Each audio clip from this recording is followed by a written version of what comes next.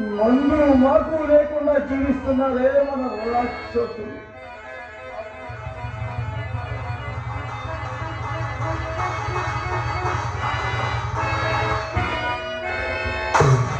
ఆ దేవతల గౌరవ భాగాలు మాకు నక్క యాతనలు, కోటికి పడగలతనం వాడు, కోటికి మడుగులతనం మేమగా చూస్తాను.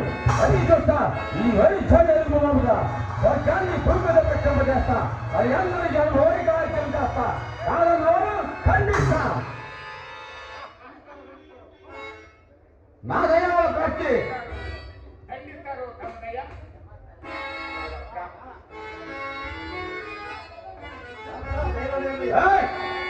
దైవం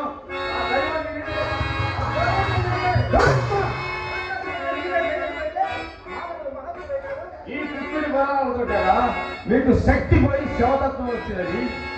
ఆయుధం ధరించలేక అహింస అని, శాస్త్రంలో గెలవలేక శాంతమని, అప్రయోజకులంతా ఒక చోట చేరి పరాక్రమవంతుడిని భగవానుడు అంటూ వీర పూజలతో కాలం గడిపారు. అహింసాడంబడిగా ఏ రాజ్యమైన పరిపాలింపబడిందా ఈ ప్రపంచ చరిత్రలో? మతి లేని వారి ఇతిహాసాలు రాస్తూ గ్రంథాల్లోని ధర్మాలను పాఠాలుగా చెప్పారు. కానీ వసుధైక ప్రభుత్వాన్ని స్థాపించారా? సంఘాన్ని సంఘటితపరిచారా?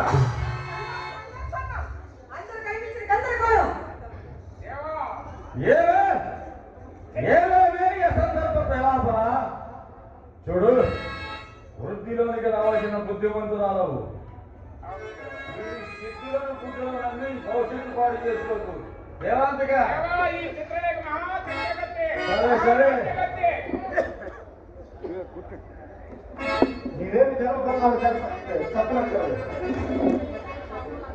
దేవాంతగా వీడి సంఖ్యలతో బంధించి గౌరవ పెళ్లికి